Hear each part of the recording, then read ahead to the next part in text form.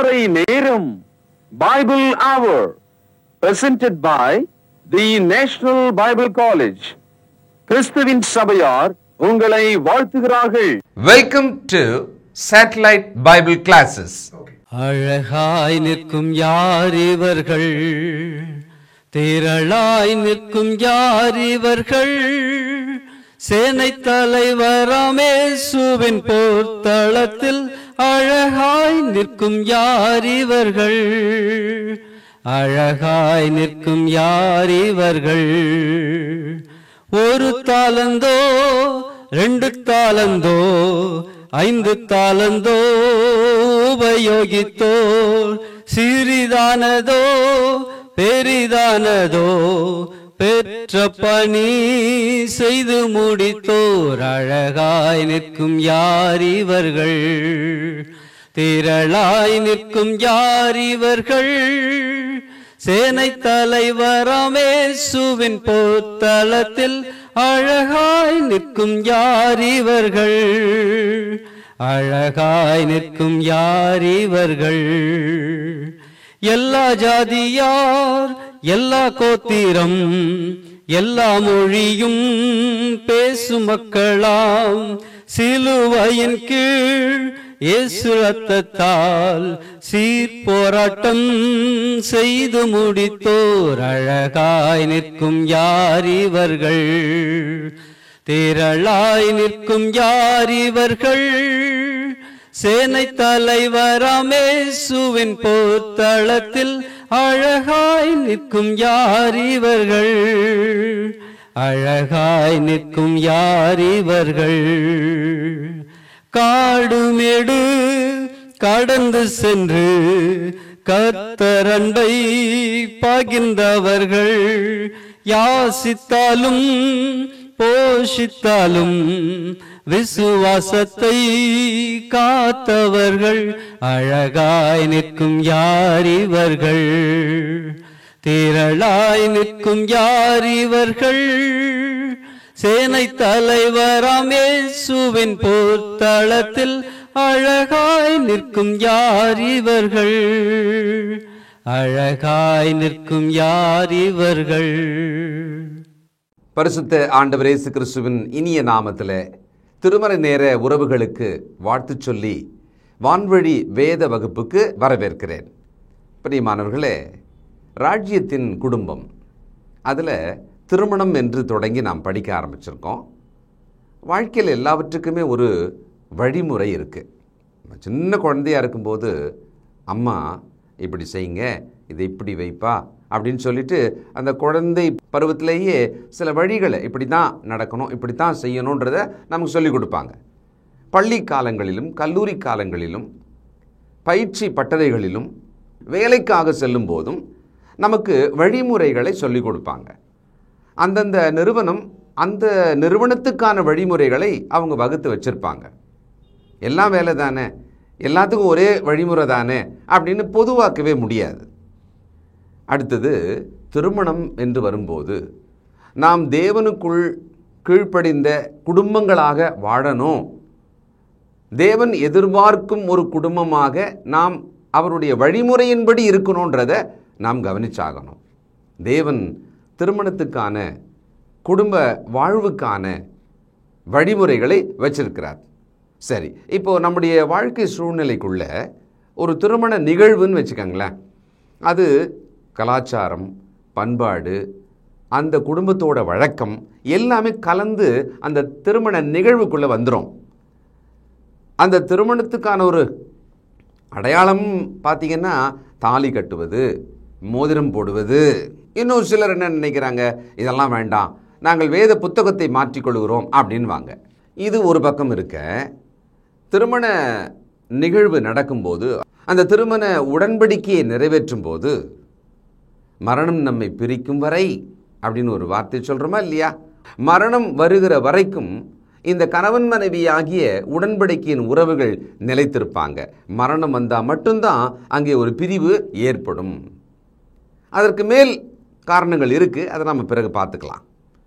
ஆனால் இன்றைய உலகத்தில் பொதுவாக பார்க்கும்போது மேலை நாடுகளிலே திருமணமாகும் 50% பேர் விவாக வாழ்வை தொடர முடியாமல் விவாகரத்து செய்து விடுவார்கள், விவாகரத்தை ரத்து செய்து விடுகிறார்கள். இந்தியாவிலே கொஞ்சம் குறைவாக இருக்கலாம், அவ்வளவுதான். ஏன்னா மரணம் நம்மை பிரிக்கும் வரை நாம் வாழணும் அப்படின்னு கிறிஸ்தவ திருமணங்கள் சொல்லிட்டு தானே நாம் வாழ்க்கையை தொடங்குறோம். இப்போ எதனாலே அப்படி நடக்கிறது, ஏன் அப்படி நடக்கிறது? சில தேசங்களிலே, குறிப்பாக மேலை நாடுகளிலே, வெஸ்டர்ன் கண்ட்ரி சொல்கிறோம் இல்லையா, மேற்கத்திய நாடுகள், அங்கெல்லாம் விவாகரத்துக்கான காரணமே தேவையில்லைன்றான்.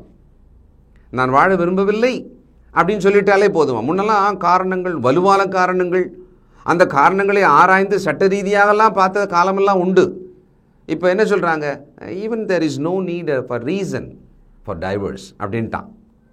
பிடிக்கல அவ்வளோதான், போயிடுங்கன்றான். எந்த அளவுக்கு சமூகம், கிறிஸ்தவ உலகம் அந்த உலகத்தின் பாரம்பரியத்தை, பழக்கத்தை ஏற்றுக்கொண்டு பல மாற்றங்களை திருமண உடன்படிக்கை வாழ்க்கையில் கொண்டு வந்துடுச்சு. அப்போது நமக்கான ஒரு வழிகாட்டுதல் இதுக்கு ஒன்று இருக்கணும். இப்போ மருத்துவமனைக்கு போனீங்கன்னா அந்த மருத்துவரோட வழிகாட்டுதல் பேரில் கரெக்டாக நடந்தோம்னா சுகம் பெற்று வரலாம். சாலையிலே வாகனத்தில் போகும்போது சாலையிலே நமக்கான விதிகள் இருக்கும், வழிகாட்டுதல் விதிகள் இருக்குமா இல்லையா, அதை கடைபிடிச்சு போனீங்கன்னா விபத்தில் மாட்டிக்குவோம். நம்ம விவாகம் வெற்றிகரமாக நிறைவாக வாழ வேண்டும் என்று சொன்னால் அதுக்கான வழிகாட்டுதலை எங்கிருந்து எடுக்கிறது? உடனடியாக நமக்கு நினைவுக்கு வருவது நாம் வளரும் குடும்பம், அதில் இருக்கிற பெற்றோர். முக்கியமாக அந்த பெற்றோர் தான் நமக்கு அல்லது பிள்ளைகளுக்கான ஒரு திருமண உறவை பார்த்து ஏற்பாடு செய்து அதை செய்வாங்க. பிள்ளைகள் விரும்பி ஏற்பாடு செய்து அதை செய்வாங்க. இதெல்லாம் நடக்கும் தான். சரி, பெற்றோரோட வழிகாட்டுதல் என்பது அப்படியே ஏற்றுக்கொண்டு நடக்கக்கூடியதாக இருக்குமா? அங்கே தான் தேவன் சொல்கிற ஒரு விஷயத்தை நல்லா கவனிச்சு பார்க்கணும். எபேசியர் 6ஆம் அதிகாரம் 1 வசனம், பிள்ளைகளே உங்கள் பெற்றாருக்கு கர்த்தருக்குள் கீழ்ப்படியுங்கள், இது நியாயம். கொலோசியரில் படிச்சிங்கன்னா பிள்ளைகளே உங்கள் பெற்றாருக்கு எல்லா காரியத்திலையும் கீழ்ப்படியுங்கள்னு இருக்கும். இந்த எல்லா காரியத்திலையும் அப்படின்னு சொல்லும் பொழுது இங்கே என்ன சொல்கிறாருன்னா கர்த்தருக்குள் கீழ்ப்படியுங்கள். அப்படியானால் பெற்றோர் தங்கள் பிள்ளைகளுக்கான திருமண வழிகாட்டுதலை சொல்லும்போது அங்கே அவருடைய அபிப்பிராயம், அவங்களோட அனுபவம், அவங்களோட அனுபவத்தின் அறிவினால் வந்த உலகத்தை பார்த்து மற்றவர்களை பார்த்து வந்த அந்த ஆலோசனைகளை நமக்கு ஒரு வழிகாட்டுதலை சொல்லுவாங்க. அது கர்த்தருக்குள் அவருடைய வார்த்தையாகிய நீதிக்குள் பொருந்துகிறதா என்பதை கவனிச்சு பார்க்கணும். ஏன்னா திருமண வயது வரும்போது ஒரு கிறிஸ்துக்குள் இருக்கிற வாலிபனோ வாலிப பிள்ளைக்கோ அந்த பகுத்து பார்க்கிற ஒரு பக்குவம் இருக்கணுமே. ஒரு கணவராகவும் பிறகு ஒரு அப்பாவாகவும் மாறுவார். மகள் தன் தாயை போல மனைவியாகவும் அம்மாவாகவும் நடக்கணும் அப்படின்ற ஒரு முன்மாதிரியை அவங்க எடுத்துக்குவாங்க. நல்ல குடும்பங்கள், பொதுவாகவே குடும்பங்கள் இந்த உலகத்திலும் சரி சபையிலும் சரி பெற்றோரை தங்கள் முன்மாதிரியாக எடுத்துக்கொள்வது என்பது இயல்பு தான். ஆனால் பெற்றோர் சொல்லும் திருமணத்துக்கான வழிகாட்டுதல் தான் 100% சரியாகவே இருக்கும் என்று சொல்லி வேத வசனத்தின் நீதியை பார்க்காம நாம் எடுத்துக்கொள்ள முடியாது. கவனிச்சிங்களா? பெற்றோரோட அறிவுரை மட்டும் போதும் அப்படின்னு நாம் எடுத்துக்க முடியாது. ஏன்னா நல்ல பெற்றோராக கணவன் மனைவி என்ற உறவுக்கும் பெற்றோர் பிள்ளைகள் என்ற உறவுக்கும் ஒரு சரியான முன்னுதாரணமாக இன்றைக்கு நிறைய பெற்றோரால் வாழ முடியல. பெற்றோரை சார்ந்த உறவுகள் இருக்காங்க இல்லையா, அந்த உறவுகளோட ஆலோசனையை அப்படியே 100% எடுத்துக்க முடியுமா? அவர்கள் கிறிஸ்துவுக்குள்ளே இல்லைன்னா நியாயம் சொல்லுவாங்க, அவங்களுடைய அபிப்பிராயம் சொல்லுவாங்க. ஆனால் அது கர்த்தருக்குள் சரியா இருக்குமா அப்படின்ற ஒரு பரிசீலனையை நாம் பண்ணியாகணும். 2 குடும்பங்கள் இணையணும் திருமணத்தில் இல்லையா, அந்த குடும்பங்களுக்குள்ள இருக்கிற பழக்க வழக்கங்களில் முரண்பாடுகள் இருக்கலாம். அதை கர்த்தருக்குள் பார்த்து தான் நம்ம என்ன பண்ணணும், முடிவு செய்ய முடியும். ஆக பெற்றோர் அல்லது குடும்பம் ஒரு நிறைவான வழிகாட்டுதலை திருமண வாழ்க்கைக்கு கொடுத்துட முடியுமா? அது மட்டும் போதுமானா இல்லைன்னு தான் சொல்லணும். அடுத்தது சமுதாயம். நம்ம சமுதாயத்தில் தானே வாழறோம், நாமும் ஒரு சமுதாயத்தின் அங்கம் தானே. ஏன்னா நம்ம நிறைய விஷயங்களுக்கு பார்க்குறவங்க என்ன சொல்லுவாங்க, நம்ம சொந்த பந்தம்லாம் என்ன சொல்லுவாங்க, சமுதாயத்தில் இதை எப்படி எடுத்துக்குவாங்க, நம்ம ஊரோட ஒத்து தானே போகணும் அப்படின்லாம் நம்மளை பதிவு செஞ்சு வச்சுருக்காங்க.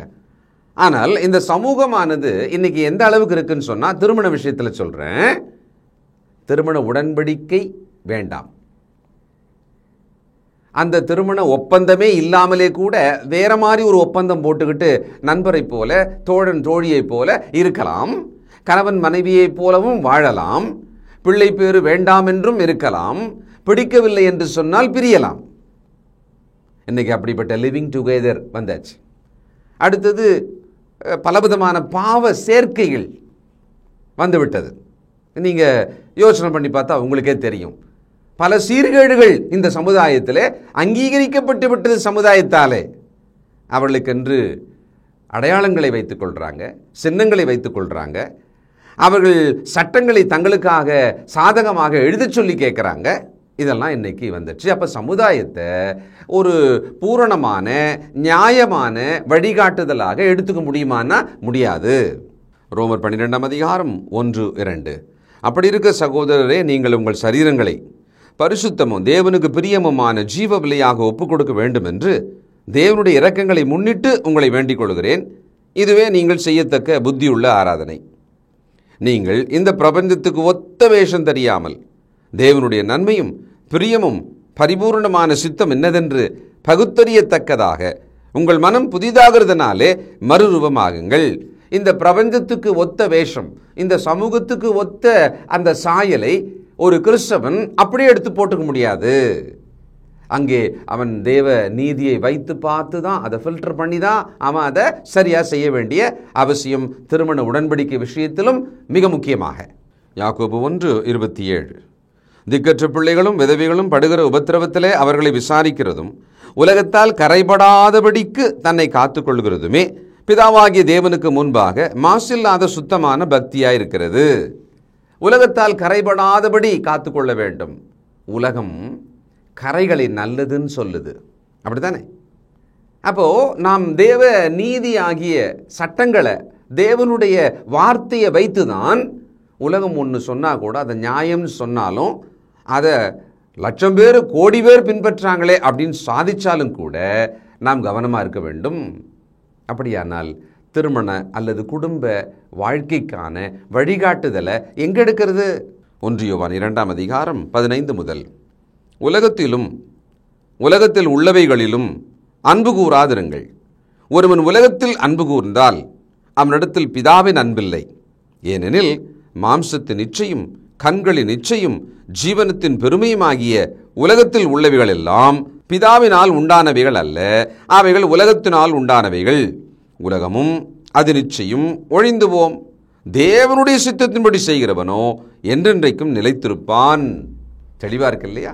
பலமுறை இதனுடைய விளக்கத்தை எல்லாம் நாம கேட்டிருப்போம். உலகம், உலக வேஷம், உலகத்தினுடைய போக்கு, உலகத்தோட வழிமுறைகள் எதுவானாலும் சரி, அது பொதுவானாலும் சரி, அதை ஒரு கிறிஸ்தவன் கை கொள்ள வேண்டுமானால் அந்த தேவ நீதி ஆகிய ஃபில்டரை வச்சு அவன் பார்த்தாகணும், அந்த பூத கண்ணாடியை வச்சு பார்த்தாகணும், ஒப்பிட்டு பார்த்தாகணும். இந்த தலைமுறை கிறிஸ்தவர்கள் இதை நினைவில் வைத்துக் கொள்ள வேண்டும். இன்றைக்கு நவீன காலத்தில் ஒரு ஆணி அடிக்கணும்னா கூட அதுக்கான ஆலோசனை சொல்றதுக்கு உலகம் தயாராக இருக்கிறது. சின்ன சின்ன விஷயம், ஒரு டொமெஸ்டிக் இண்டஸ்ட்ரியல் ஸ்பேஸ், இப்படி எந்த அளவில் எடுத்தாலும் சரி ஆலோசனைகள் மண்டி கிடக்கிறது. திருமணத்தை விட்டு வைப்பாங்களா என்ன? குடும்ப வாழ்வை விட்டு வைப்பாங்களா என்ன? திருமணத்துக்கான ஆலோசனை மையங்கள், ஆலோசகர்கள் இருக்காங்க, அதுக்கான ஸ்பெஷலிஸ்ட் எல்லாம் இருக்காங்க, நிறுவனங்கள் இருக்காங்க, நிபுணர்கள் இருக்காங்க, அதில் எக்ஸ்பர்டைஸ், அவங்க அதில் ரொம்ப எக்ஸ்பர்ட்டாக இருப்பாங்க. திருமணத்துக்கான ஆலோசனைகள் அவங்கள போய் பார்த்தா என்ன, அவங்க தான் ரொம்ப எக்ஸ்பர்ட் ஆச்சே. சரி, அதுக்கான புத்தகங்கள் கூட நிறைய இருக்கிறது. உங்கள் திருமண வாழ்வு சிறக்க, உங்கள் திருமண வாழ்வு வெற்றிகரமாக அமைய அப்படின்னு சொல்லிட்டு 1000 லட்சம் புத்தகங்கள் இருக்கிறது. மனநல மருத்துவர்கள், ஆலோசகர்கள், சமூக ஆர்வலர்கள், சட்ட ஆலோசகர்கள், இப்படி எல்லாம் இருக்காங்க. மத குருமார்கள் இருக்காங்க. ஒரு சபையின் போதகர் கூட தன்னுடைய ஆலோசனை சொல்லுவார். ஆனால் இவர்கள் எல்லாரும் அவங்களுடைய மனதிலிருந்து, ஒரு புத்தகத்திலிருந்து, அவர்களுடைய அனுபவ அறிவிலிருந்து சொல்லுவாங்க. சரி, ஒரு போதகர் சொன்னால் வேத வசனத்திலிருந்து சொல்லுவாரா இல்லையா? ரொம்ப கரெக்ட் தான், அவர் வேத வாக்கியத்திலிருந்து எடுத்து சொல்லுவார் தான். ஆனால் அது தேவனுடைய ஆலோசனையாக இருக்க வேண்டும். அவருடைய அனுபவம், அவருடைய வாழ்விலே அவருடைய பட்ட பாடுகள், இதிலிருந்து கூட அவர் என்ன பண்ணிடலாம், தன்னுடைய ஆலோசனை சேர்த்து சொல்லிடலாம். அப்போ நம்ம என்ன தான் பண்ணுறது? பெற்றோர் முழுசாக வானான்றீங்க, சமூகம் அது நம்பவே முடியாதுன்றீங்க, மோசமாயிடுச்சு. இப்போ அதற்கான நிபுணர்கள் இருக்காங்களே, அவங்க ஸ்பெஷலிஸ்ட்டாக அதுக்கு தானே இருக்காங்க, அவங்களையும் வேணான்னா எப்படி? அது ஆனால் ஒன்றும் இல்லை, நமக்கு தான் ஏற்கனவே பெஸ்ட்டானதை ரொம்ப எளிமையாகவே நம்மக்கிட்ட கடவுள் கொடுத்துட்டார் இல்லையா? அது தேவனுடைய ஆலோசனை. இந்த வேத வசனங்களை பார்த்து அதை பகுத்து உணர்ந்து நாம் தீர்மானிக்க வேண்டும். நாம் அந்த திருமண வழிகாட்டுதலை இலவசமாக இதில் பெற்றுக்கொள்ளலாம். அந்த அளவுக்கு கவனமும் நிதானமும் ஜாக்கிரதையும் நமக்கு தேவைப்படுது, அவ்வளோதான். தேவனுடைய ஆலோசனை தான் நாம் எடுக்கணுன்றதுக்கான காரணங்கள் என்ன? திருமணம் என்பதை அவர் தான் சிருஷ்டித்தார். God created the family and the marriage covenant. அந்த இன்ஸ்டிடியூஷன் அப்படின்னு அதை சொல்கிறதா இருந்தால் அதை உருவாக்கியவர் தேவன் தானே. ஒரு பொருள் வாங்குகிறோம், பழுது ஏற்பட்டால் அதை எப்படி பயன்படுத்த வேண்டும் என்றால் எந்த ஒரு காரணத்துக்காகவும் உரிய ஒரு நபர்கிட்ட போய் அதை கரெக்டாக கேட்கணும், தெரிஞ்சுக்கணும்னு சொன்னால் யார்கிட்ட போகிறது? அந்த தயாரிப்பாளர்கிட்ட தானே போக முடியும், மேனுஃபேக்சர்கிட்ட தானே போக முடியும். ஏன்னா அவர் தானே அதை உருவாக்குனாரு, அவர் தானே அதை பற்றி கரெக்டாக சொல்ல முடியும். இது ஒரு எளிமையான ஒரு உண்மை தானே. ஆக தேவனுடைய ஆலோசனையை வைத்துக்கொண்டு தான் திருமண வாழ்வுக்கான, குடும்ப வாழ்வுக்கான வழிகாட்டுதலை நாம் எப்பவும் கவனிக்கணும். இந்த திருமண வாழ்க்கை விஷயத்தில் ஆதி காலத்திலிருந்து மனிதன் தவறு செய்து கொண்டே இருப்பான். நம்முடைய ஊரில் கதைகள், புராணங்கள் எல்லாம் பார்த்தீங்கன்னு சொன்னால் ஒரு ஆண் ஒரு பெண் அவர்களோட வாழ்க்கை, அதனோட சிக்கல் பிரச்சனைகள், அதுதான் அந்த புராணங்கள் அல்லது அந்த கதைகளோட உருவாக்கமாகவே இருக்கும். நமக்கு இந்த வேதத்தின் வரலாற்றை போய் பார்த்தோம்னு சொன்னால், முதல் உலகமானது அழிந்தது, தேவன் அதை அழித்தார்ல நோவாவின் காலத்தில், ஞாபகம் இருக்குங்களா? என்ன காரணம் முக்கியமாக பாருங்க. ஆதியாகமம் 6ஆம் அதிகாரம் 1 முதல்.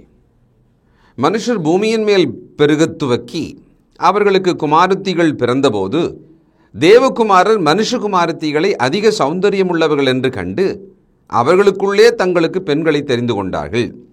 அப்பொழுது கர்த்தர், என் ஆவி என்றைக்கும் மனுஷனோட போராடுவதில்லை, அவன் மாம்சந்தானே, அவன் இருக்க போகிற நாட்கள் 120 வருஷம் என்றார். பார்த்தீங்கன்னா ஒரு திருமண உறவு, அந்த உடன்படிக்கையின் இடையிலே ஏற்பட்ட பிரச்சனை, நித்தமும் அவர்களுடைய மனமானது இந்த மாம்ச சிந்தை இச்சையினாலே பெருகி கெடுத்து கொண்டு நடந்தாங்க. அப்பொழுது அந்த உலகத்தை சுத்திகரிக்கும்படியாக அதை வெள்ளத்தினாலே தேவன் அழித்ததாக நாம் பார்க்கிறோம், நம்புகிறோம். அது நமக்கு ஒரு பெரிய எச்சரிக்கையும் கூட. இது மாதிரி பல சந்தர்ப்பங்களில் தேவன் இந்த திருமண உடன்படிக்கையை மதிக்காத மனிதர்களை அழித்து தண்டித்திருக்கிறார். தேவன் தம்முடைய பிரமாணங்களுக்கு கீழ்ப்படிந்து நடங்க, கீழ்ப்படிந்தால் ஆசீர்வதிப்பேன், கீழ்ப்படியாவிட்டால் தண்டனை என்பதை ரொம்ப உறுதியாக தேவன் சொல்லியிருக்கிறார். அது லேவியராகமோ 26ஆம் அதிகாரம் 3 முதல் அந்த அதிகாரம் முடிய நீங்கள் வாசிச்சு பாருங்களேன். உபாகமோ 27ஆம் அதிகாரம் படிச்சு பாருங்க, 28ஆம் அதிகாரம் வரைக்கும் பாருங்க. எண்ணாகம் 25ஆம் அதிகாரம் 1 முதல். இஸ்ரவேல் சீத்திமிலே தங்கியிருக்கையில் ஜனங்கள் மோவாபின் குமாரத்திகளோடு வேசித்தனம் பண்ண தொடங்கினார்கள். அவர்கள் தங்கள் தேவர்களுக்கு இட்ட பலிகளை விருந்து பண்ணும்படி ஜனங்களை அழைத்தார்கள். ஜனங்கள் போய் புசித்து அவர்கள் தேவர்களை பணிந்து கொண்டார்கள். இப்படி இஸ்ரவேலர் பாகால் பெயோரை பற்றி கொண்டார்கள். அதனால் இஸ்ரவேலர் மேல் கர்த்தருடைய கோபம் மூண்டது. 9ஆம் வசனம். அந்த வாதையால் செத்தவர்கள் 24,000 பேர். பாருங்க, திருமண உடன்படிக்கை, அந்த உறவு, அந்த குடும்பம், அதற்குள்ளே தவறு அல்லது பாவத்தை கொண்டு வரும் பொழுது தேவன் கோபம் கொண்டு அதை அழிக்கிறார், அவர்களை அழிக்கிறார். மல்கியாவின் புத்தகம் 2ஆம் அதிகாரம் 10 முதல். நம்ம எல்லாருக்கும் ஒரே பிதா இல்லையோ, ஒரே தேவன் நம்மை சிருஷ்டித்தல்லையோ, நாம் நம்முடைய பிதாக்களின் உடன்படிக்கையை பரிசுத்த குலைச்சலாக்கி அவனவன் தன் தன் சகோதரனுக்கு துரோகம் பண்ணுவானேன்? யூதா ஜனங்கள் துரோகம் பண்ணினார்கள். இஸ்ரவேலிலும் எருசலேமிலும் அருவருப்பான காரியம் செய்யப்பட்டது. கர்த்தர் சிநேகிக்கிற பரிசுத்தத்தை யூதா ஜனங்கள் பரிசுத்த குலைச்சலாக்கி அந்நிய தேவதையின் குமாரத்திகளை விவாகம் பண்ணினார்கள். 14. ஏனென்று கேட்கிறீர்கள்? கர்த்தர் உனக்கும் உன் இளவயதின் மனைவிக்கும் சாட்சியா இருக்கிறார்.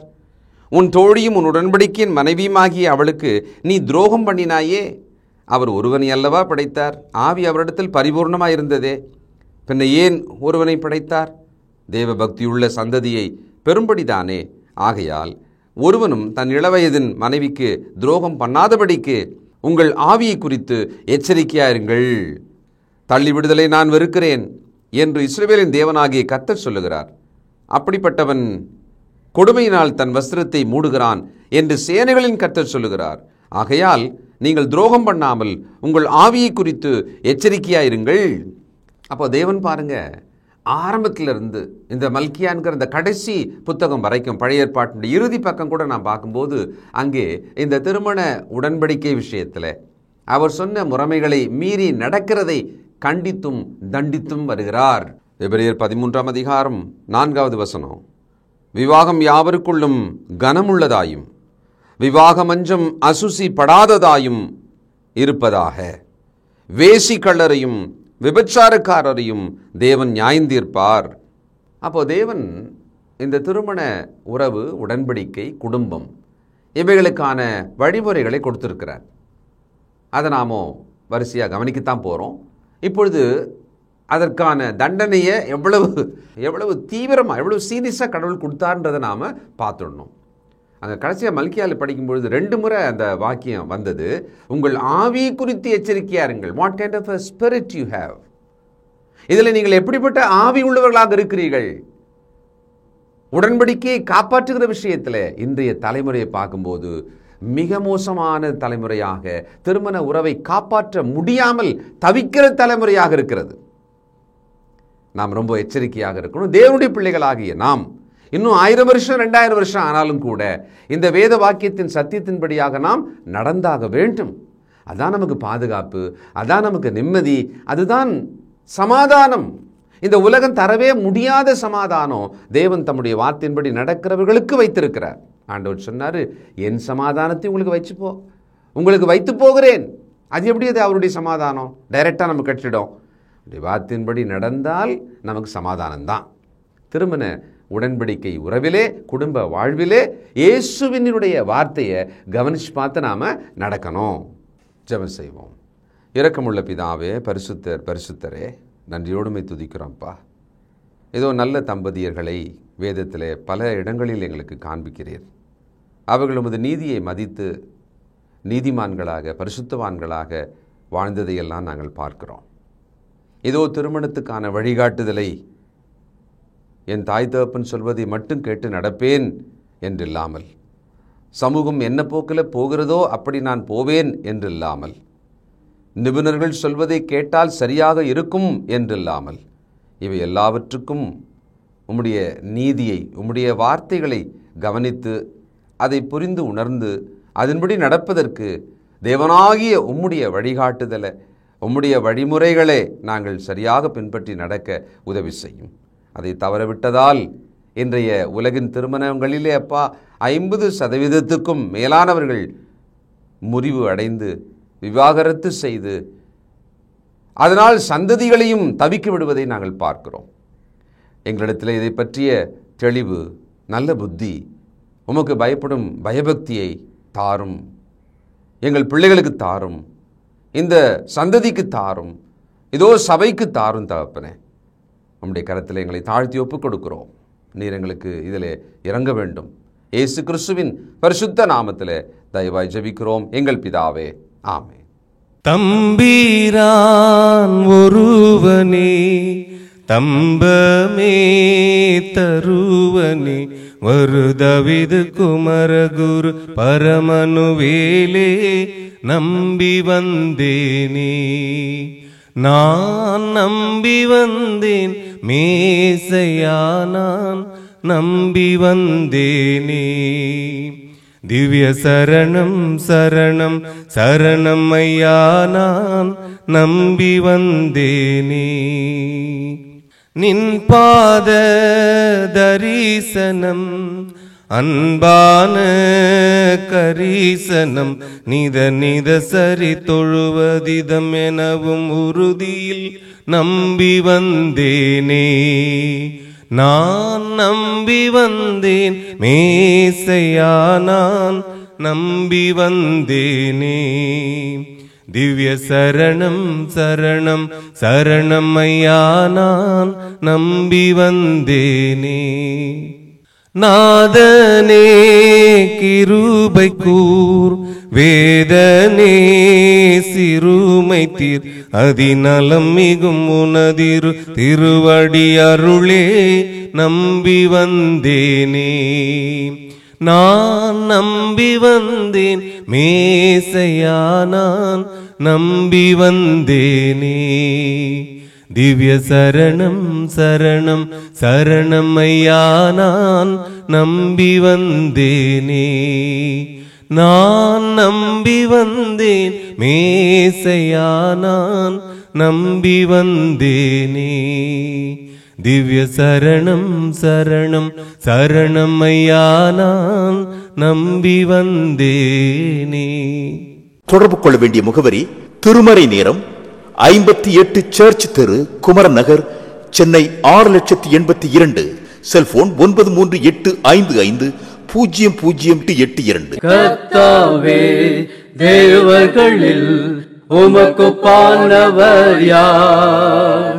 வானத்திலும் பூமியிலும் உமக்குப்பானவர் யார்?